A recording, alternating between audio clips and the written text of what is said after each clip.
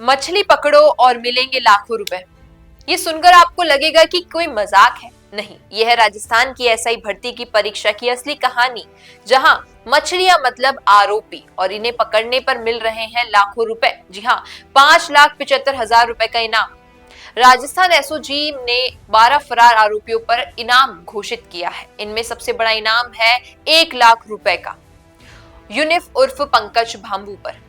भांबू सिर्फ कोई आम आदमी नहीं है, ये वही है जिसने सोढाला से रविंद्र बाल भारती स्कूल से एसआई भर्ती का पेपर लीक किया था।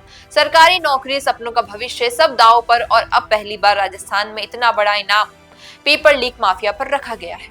देश में भी शायद ऐसा पहली बार हुआ है। अब जरा सुनिए पूरी लिस्ट, क्योंकि ये किसी क्राइम थ्रिलर से कम नहीं है।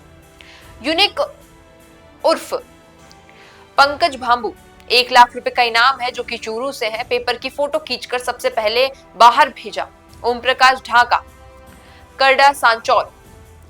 75,000 रुपए का इनाम इन पर है। पेपर खरीदा और अभ्यर्थियों को पढ़वाया। फिर आता है पौरव कालेर, चूरू से है। इन पर 50,000 रुपए का इनाम है। फिर आते हैं बीकानेर इलाके में, पेपर बेचा। सम्मी उर्फ छम्मी, बाड़मेर से हैं।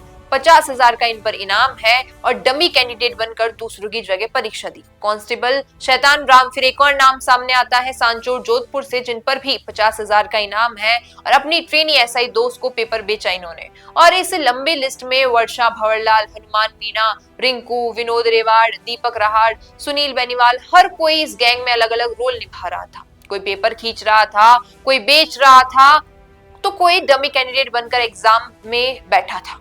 अब जरा यहाँ ठहरिए आप और सोचिए कि हर साल लाखों बच्चे इन परीक्षाओं की तैयारी करते हैं, रात दिन मेहनत करते हैं, लेकिन जब पेपर लीक माफिया और राजनीतिक सरपस्ती मिलकर खेल बिगाड़ देती है, तो कौन जवाब देगा? राजस्थान की राजनीति में पेपर लीक अब सिर्फ एजुकेशन का मुद्दा नहीं रहा है, ये जवाबदेही का सवाल बन चुका है। कांग्रेस हो या बीजेपी, दोनों पर उंगलियां उठ रही हैं कि आखिर इतने सालों से ये गैंग्स कैसे बचते रहे हैं। और अब एसओजी को उम्मीद है कि इन इनामों के कारण जो आरोपी है वो पकड़ में आ जाएंगे। पर असली सवाल ये है कि क्या सिस्टम बदलेगा या फिर अगले साल फिर से बच्चों का सपना लूट लिया जाएगा? तो दोस्तों बताइए, क्या इनाम रख देने से पेपर लीक माफिया को जो है उनका खेल खत्म हो सकता है, या फिर हमें सिस्टम की जड़ें हिलानी होंगी? कमेंट में जरूर लिखना, क्या आपको लगता है कि राजस्थान में पेपर लीक रुक पाएगा? और अगर वीडियो पसंद आया हो तो इसे लाइक करना, शेयर करना और हमारे चैनल द फैक्ट इंडिया को सब्सक्राइब करना न भूलें। धन्यवाद।